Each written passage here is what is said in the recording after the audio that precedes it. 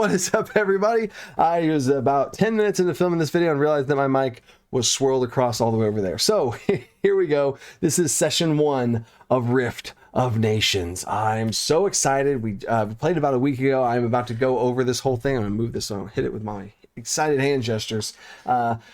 We did it. We played session 1. I'm so excited. The players loved it. We had a bunch of role play, some combat, some awesome role play during combat. Threw some curveballs at them. It was amazing, amazing, amazing. So just a quick breakdown. I'm the Dungeon Coach. This is my second channel, Dungeon Coach Plays, where I go into the stuff that I play and like give some behind the scenes one take, not highly edited with text overlays and all this kind of stuff like on my main channel. As this channel grows, I want to hire a video editor and do all this other kinds of stuff. But if you want to help out in that, you can join my Patreon. Check out the website down below. There's a bunch of different PDFs I have. I give PDFs every single month on my Patreon, but that's not what we're talking about here, guys.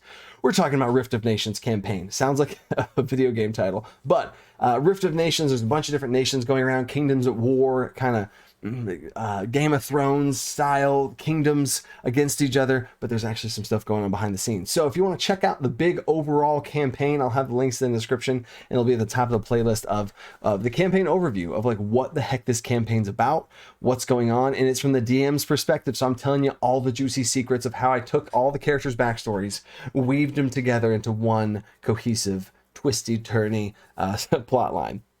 And then there's another video that I'm going to have about all the players and like their backstories and how they fit into this big thing. So you probably want to rewatch those 2 videos first and then come back to this one, because this is what happened in the first session. But I do all of my session notes in Notion. Check it out.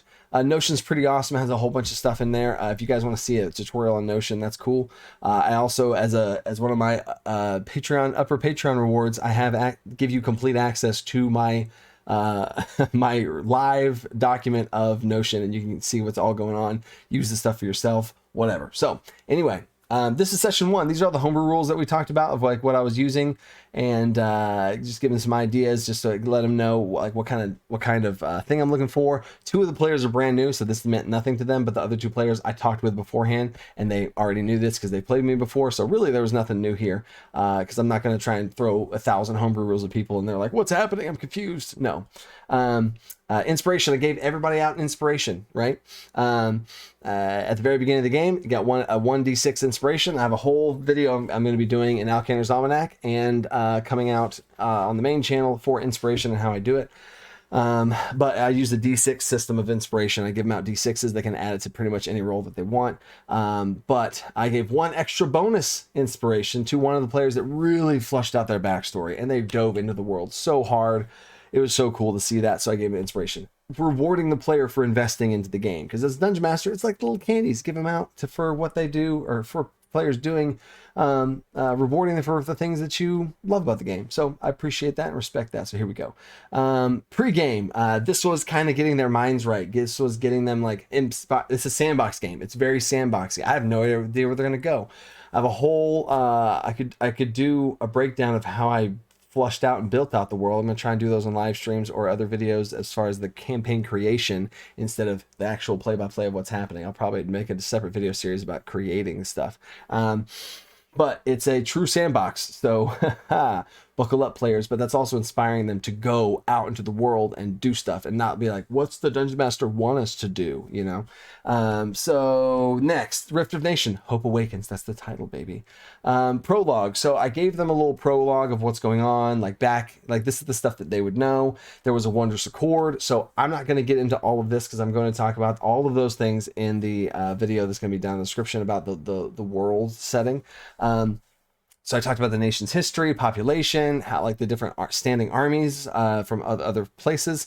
And then that's all I wanted to do. I didn't want to dive into a huge lore dump. I just gave them a little smattering of different things. And then we dove into some flashbacks. Ooh, flashbacks. We did a bunch of flashbacks. I rotated it between, you'll see Darius is one player, Clara is another player, Odin's another player, and Q is the 4th player. There's 4 players. I rotate between their flashbacks in that order. So you see me go Darius, Clara, Odin, Q. Darius, Clara, Odin, Q, Darius, Clara, Odin, Q. You see what I'm saying? So I just did flashbacks with them, and I'm not going to go into each individual. If I gave you an actual play-by-play and told the full-blown thing, these videos would be an eternity long. So if I do gloss over something that you're interested about, leave a comment. I might do a recap, or I might do a live stream where I answer questions about the campaign and stuff. I don't know. So Darius, we flash back to the first time he ever attempted magic, and it was a failure. He was not able to cast magic. He described it beautifully, and nothing happened. But I just wanted that's a super simple flashback. That's all it was, just him really describing what he's trying to do and nothing working. Remember that.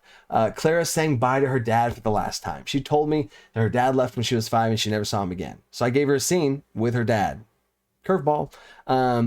Odin fighting at age 6 versus another bully. So it's 2 kids. So he is age 6. The kid is age 6. The bully, well, I guess the bully was like 7 or 8 or whatever. But they had a bully, and I had some smack talk lines I put here. And then I said, you have 4 health and you deal 1d4 damage. He has 4 health. He deals 1d4 damage. Here we go. And it was crazy. They went back and forth, and he was down to 1 health, and then it was his last one. He said that he tackles him into the bedpost, and he rolled a natural 20. So the first crit of the game is Odin as a 6-year-old critting another 6-year-old. And I was like, wait a second, this kid's health is 4. You deal 1d4 damage. You could actually kill this kid outright, like no death saving throws, not unconscious, because if you deal double your health and damage, I'm like, am I going to have a child die in the first? And so there was a crazy moment at the table when everybody realized that was on the table. But and how I run crits also is you max out one of the damage dice, so that d4 was 4, and so you have 1d4 like normal, and this is a little homebrew tip. You have 1d4 like normal, you have another 1d4, but then you max out this d4 so that it's 4 damage plus, and then you roll 1d4. So it could have been if it rolled on a 4, but it didn't. It rolled a 3. So no, he did not kill a kid. That would be crazy, and I never foresaw that happening, but this is D&D, so who knows. Q and Corey walking through the forest, Darius meeting another Kalashtar. Kalashtar is a very rare race of downtrodden people. They are unique, and they have some other things going on with them, so I wanted him to meet another Kalashtar for the first time because he never met one before.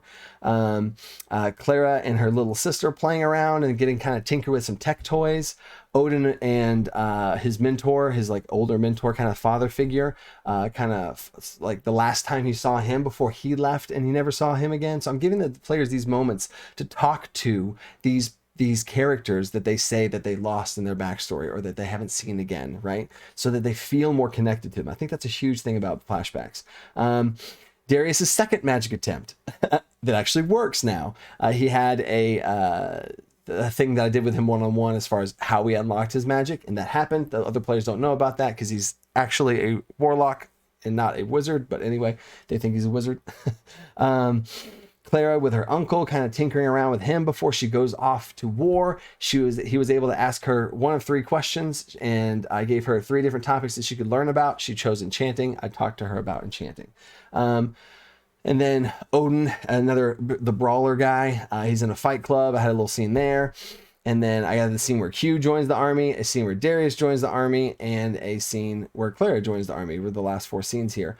Also, Darius, I talked to the players about this. Darius, his character is a Kalashtar, very rare race, and they have some connection to dreaming, and they get viewed very negatively from that. So there's a little bit of racism type stuff going on here that I wanted to, because I talked to all 4 players, all the social boundaries type stuff, social contract, knowing what people are comfortable with, make sure everybody was okay, everybody feels right, like they know what's going on. And then there was it was a racist scene, but it was one of those scenes where it was kind of like somebody doesn't know how to talk to them or doesn't know, so it was just this like awkward moment. But I wanted to hit that because that's one of the things the player said, is that they are different than everybody else. They have special, unique powers for this reason, but they also kind of get viewed through a different lens too. So I think it was a really real moment that we all feel in real life too. Not saying that we all feel racism. I'm saying that a very real issue in the world, to kind of add a little bit of edge to this oh, this is where it's an army and there's different nations. But yeah, these nations are at war and there's other things going on. It's a little bit dark. So I did want to kind of put that in there, at least in these flashbacks in some way, so that the other players can see, and then Darius can kind of see and feel like, yeah, he's just a little bit kind of downtrodden on and looked down upon for the things that are going on with his race, because his race, none of the races are very magical in this kind of setting that I have, but his is. So it's kind of a very interesting topic there. So I wanted to introduce that at least a little bit, very light amount in the beginning there. So anyway, then I immediately, this is important, I immediately switched from racism to Clara, Zoe, and Patricia, 3 girls gossiping about which boy they like. So like I wanted to hard shift away, lighten it up, and then we go back into, you've all joined the militia. They're in the militia now. I explained how the whole thing works. They went through a boot camp, and this boot camp was hilarious. I had all of them roll a D20. The 2 highest and the 2 lowest were paired together at the table. And just so happens the 2 players on the right and the 2 players on the left were paired together. So Darius and Odin are one team, and Q and Clara are another team. And then I said, all right, now, y'all are a team together. It's a 2-on-2 fight. But I did not want to pin them against each other. That feels bad the first session, to pin your own players against each other. Didn't want to do that. So I said, y'all roll a D12. I have 12 different NPCs completely fleshed out. I don't have their character sheets here, but I have 12 level 1 NPCs that are in the militia that they kind of helped make during session 0. As far as their personalities go, then I actually made them mechanically. And then I said, roll a D12. So they all 4 rolled D12s, and that's who they were going up against. So the 2 players over here rolled 2 D12s. The results were the combo of who they were fighting. These 2 players rolled 2 D12s. The results were who they were fighting, right? Just so happens that the Q and Clara rolled a 12 and an 8, which just so happens to pick Zoe and Billy, the NPCs, who are the tank and the ranged crossbow user. Oh my God, there could not be a better tactical option. I absolutely destroyed them. Spoilers. And then the other pairing was a Petra, who's this like earth naturey poison girl, and Keith, who's this like paladin, or it's more so like a cleric with a shield and a book. Doesn't even have any offensive capabilities whatsoever. So it's a very strange pairing, but they still lost. So there's some spoilers there, but that's what the fight happened. So I put out a battle mat. I know you can't see it in the corner. I put out a battle mat, and I drew out the outside edge, and then I put down some 2D terrain right here. Do I have it? Do I have it? Yeah, I do. So I put out some 2D terrain, dungeon craft, 2D terrain right there, and I threw out a bunch of these things. I was like, all right, y'all put it on the battlefield. I let them make the battlefield. I think that was a cool thing to empower them to do. So I was like, go for it. Put like place these wherever you want. So they kind of like built the battlefield for them. I was like, put your minis out there, and then I put the minis out there, and then I explained the rules of the competition, and you get points if you're conscious and all that kind of stuff. So I think it was 1 point for each conscious person at the end, right? And then you get points for your team gets points. So both teams were going, oh my God. So Darius role played his character amazingly, and he didn't cast any magic because he doesn't know how to cast magic. He hasn't gone through training yet. This was the first thing that happens as they get into the army. He has no magic, and he doesn't cast a single spell. He walks around hitting things with staffs. I gave him inspiration at the end of the fight because he was too afraid to use his magic because he's not been taught how to do it. He's barely been able to tap into it, so he didn't want to do it in combat because he didn't know what he was capable of. And then Odin completely got destroyed. He got blinded by the light from the cleric, and then there's a poison cloud around him, and he failed his saving throw. So then I flavored it to where he's blind, so he has no idea that there's toxic fumes around him, and he's so it was rough. It was rough. And they both went down, and they scored 0 points. And then we switch over to Clara and Q, the Artificer and Barbarian. The other 2 players are a Keymaster, which is my homebrew class, and a Warlock, were the other 2 players. But for Q and Clara, they got destroyed. They dealt 0 damage, they hit 0 times, and they got obliterated in 2 rounds.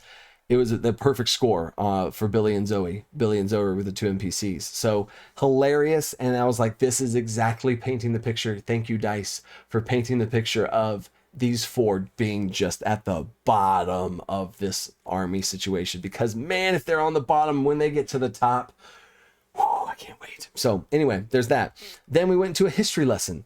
We went to a history lesson, and they went to, because they are in school, they are in the army. There's lots of different things you have to learn about, like battle tactics of what happened to these historical type things. So they had a little history lesson. So I squeezed in a little bit of lore there, like I did at the beginning. So you see, I did a lore at the beginning. I did a bunch of stuff. I did role play, I did combat, and then we come back to some lore. So I gave him some lore, and I gave him some choices of lore. I said, here's some categories. You can pick any of the nations. So there's 5 nations. Really, there's more than that. But there's 5 nations, and there's 2 states, like a church state, and then the meditation nation state. And then there's races as another option, and magic is another option.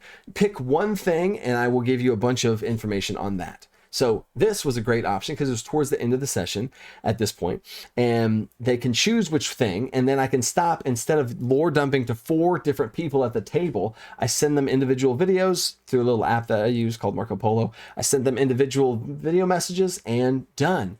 Now they each have their individual lore, and I didn't say it at the table, so it slows down the game, and everyone else knows everyone else's lore. Now just they know. So perfect, amazing, love it. And they got to customize and pick from all that stuff. I also said, in the future, if you ever make a history check on any of these categories that you choose, you do it with advantage. Oh, how cool is that, right? So anyway, history checks are cool.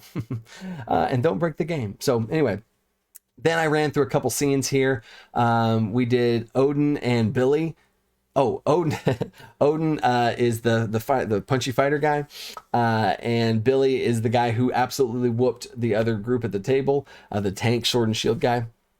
And they just had a little scene together. And then Darius and Petra had a scene together. Darius and Petra, a little love connection. Darius and Petra, a little love connection.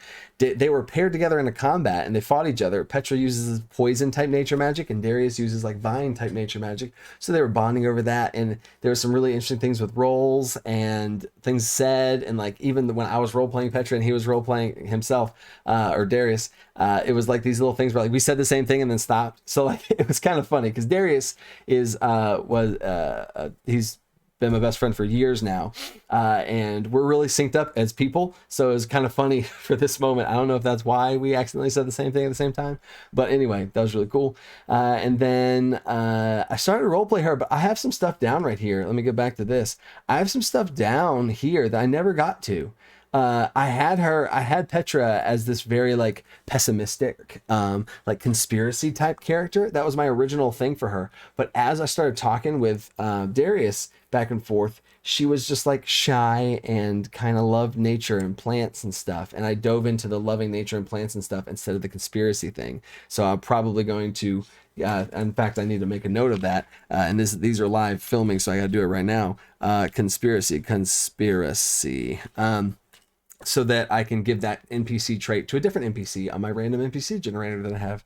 So cool. And then Clara and Q had a reject scene. So I sat them down next to each other, and I was like, y'all are getting picked, and y'all like don't get picked for this little like sparring sessions. Y'all two don't get picked, and it's just y'all two. And then they're like, okay, what? Because I didn't give them much instructions other than that. They're like, what are we waiting for? I was like, he hasn't really said much yet. And I just purposely was silent. The other 2 players were silent, and I just looked at them, and they looked at each other. So, and it was I cried laughing. Everyone was dying because these are the 2 players that absolutely lost. They did nothing. They hit nothing. They got completely destroyed, and now they're paired back together and sparring again, and they're just kind of like saying one-liner sentences to each other, and everybody, I was dying. I was crying. Oh my God, it was just a perfect, and I wanted them to sit in that awkwardness because I'm trying to see what the dynamic at the table is between characters, and their vibe was like awkward opposites, and I wanted to just sit them next to each other like that. And then Darius and Odin had this kind of like bro thing going on, and they broke down the thing of like, all right, what you gotta make sure you block your eyes. If somebody's holding up light, you got it. So like they had this really cool role play with the 2 of them. And then Clara and Zoe had a cool little role play with each other. Zoe is the person who destroyed her. And then they had a cool thing where Clara taught Zoe how to use, like engineer her her crossbow, do some cool stuff. And then Zoe taught Clara to do some cool dexterity stuff. So they like bonded with each other. that was really cool. And then the final scene was Q and Ralph, this little rambunctious dwarf. There's this guy who's been picking on everybody. His name's Oleander. I wanted to have him be like the bully of the group, right? Everyone hates Oleander. What a tool of a name, right? Sorry for anybody watching, this name's Oleander. But I wanted to give them a little villain in this little, you know, a little sense of like, oh, I don't like this guy. So a couple of scenes before, I had him like make fun of somebody and then move on. And so I weaved it in there a little bit. But then he was like, this Ralph guy's he's been making fun of him and kind of calling him, you know, names as far as, because Ralph's a dwarf and he was calling him some like rude names. And he was, Oleander's a tool, right? So he's like, I want you to go pay him back. And like, my plan was to have him and Ralph, Q and Ralph, the player Q, and me, Ralph, have this plan about what they're going to do at the cafeteria at the mess hall and like start a food fight or something. And then whatever the plan was, Ralph was going to scrap it and just start a food fight. And I was just going to throw off Q. And I thought that'd be funny. But then before we even do anything, I tell him that Oleander's being a tool. He goes, I charge into the mess hall straight to Oleander. I was like, oh my God, what? So then he outcharged me and then grabs Oleander by the throat and lifts him up. And I was like, oh my God, okay, a contest, opposed, whatever. He rolls a natural 20 and I was like, oh my God, holds him up there. And then Oleander he's an artificer with these like force grenades that like shoot things back. So he grabbed the thing on his chest and hit it and it exploded. And I said, all right, make strength saving throw. Natural 20 again. And everything flies back except Q holding Oleander there by the throat up in the air. And everyone's like, oh my God, what? And Q is I guess I won't say it if you don't want to see the spoilers, but eventually I'm just going to say these things. He has a metal left arm. He has a metal robot left arm, holds him up in the air with a metal robot left arm. And Q had a badass moment of everyone being like, oh, whoa, respect. Because everyone else of the four players are all like, oh, they're all kind of pretty crappy. But then Q, man, he earned the respect of lots of people right then. So that was really cool. But put a target on his back from Oleander, who's the villain of this little academy scene while they're in the training barracks stuff before they graduate the army, which should be next session if, you know, we get enough time. And that's it. Like, that was pretty much the first session. We had some role play, we had some fighting, we had some scenes, and then that was it, right? A lot of different character development stuff, a lot of different bonds between Q setting the tone for his character of this like very straightforward, because he should be that way because of other things. Clara being the kind of finding a friend and bonding with one of the girls in the army situation. Everyone kind of getting downtrodden on and not really succeeding that well. That was kind of good. Odin and Darius kind of being able to bro out, and oh my gosh, how could I forget? Odin uses his fist to fight, and he's been told you need to find a weapon. And my goodness, he could not find a weapon. He tried to wield a staff, natural 1, and then it was awful. He tried to wield a sword with a stick sword, and natural 1 slipped out of his hands, goes off and hits one of the other NPCs. And then later on he rolled another natural 1 at trying to use another different weapon, and it flew off and hit the same NPC. So he has an arch villain now too. But anyway, lots of really great character development. And then that's kind of where I'll end it right there, and then we'll go into session 2 next time. Think outside the box. Check out all the descriptions down below. Peace.